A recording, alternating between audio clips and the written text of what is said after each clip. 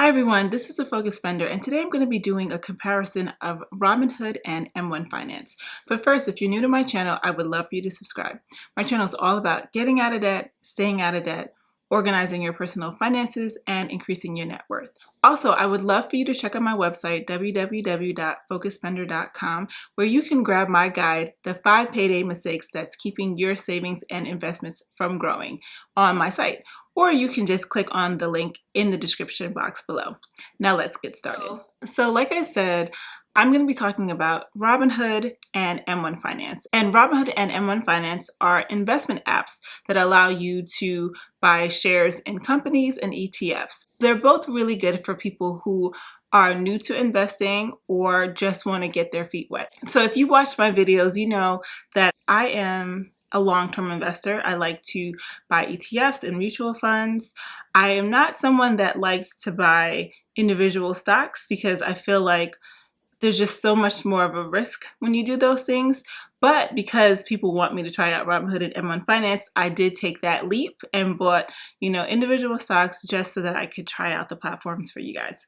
Now let's get into the similarities of the two platforms. So both platforms are free to use, and I know people are like, well, if Robinhood is free and if M1 Finance is free, how do they make any money? They both have options for people to pay for their accounts. So Robinhood has their Robinhood Gold program if you want to buy options and margins, and M1 Finance has their M1 Borrow program. If your account reaches a certain threshold, then you're eligible for that program where you would borrow money and pay an interest rate to them. But if you don't want to pay for Robinhood or M1 Finance, you never have to pay anything to them. So they're both free to use.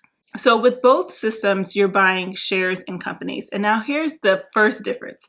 The first difference is that with Robinhood, you're buying whole shares in companies. You're going to buy 1 share of Apple, you're going to buy 3 shares of Netflix, whereas with M1 Finance, you're not buying whole shares of anything. You're only ever buying fractional shares.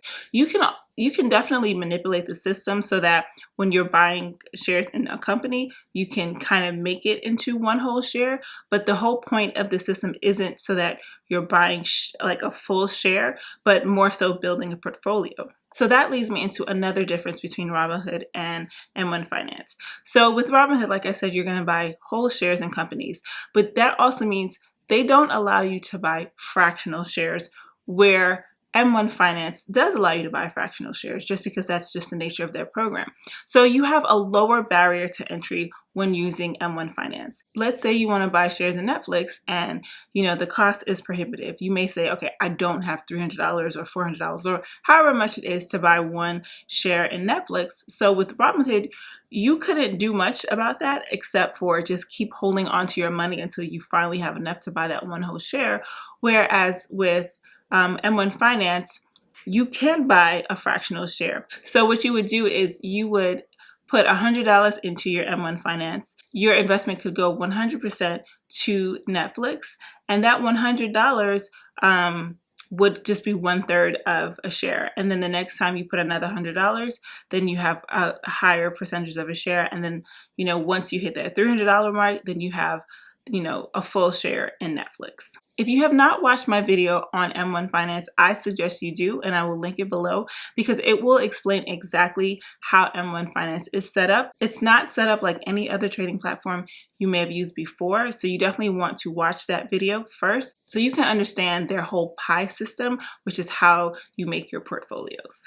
Now, the biggest drawback with Robinhood, which I've said numerous times, is that you're not allowed to auto invest and you're not allowed to reinvest your dividends. Whereas with M1 Finance, you are allowed to auto invest. You can set your investments up on a schedule, and right now my schedule is $15 a week, so something very, very low. And you can also reinvest your dividends. So if a company pays out, 25 cents per share and now you have, $10 worth of dividends, you can automatically put that back into your account to buy more shares of that same company. Whereas with Robinhood, if the company that you've invested in does pay out dividends, the money is just going to go into your buying power, and then you have to remember to go back in and reinvest that money once it hits a certain threshold.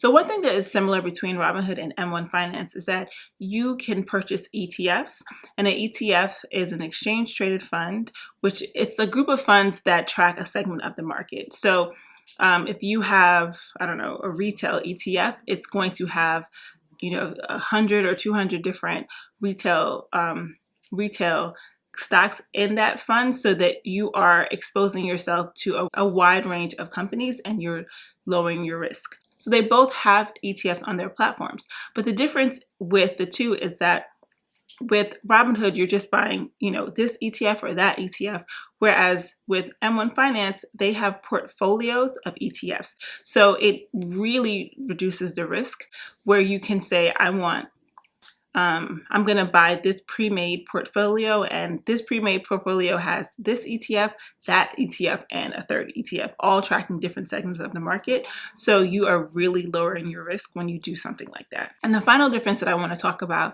with Robinhood and M1 Finance is the fact that with M1 Finance, you can build an actual portfolio for yourself. So with Robinhood, yes, you can buy different shares of companies. Obviously, when you have numerous shares, you are, in a sense, building your portfolio.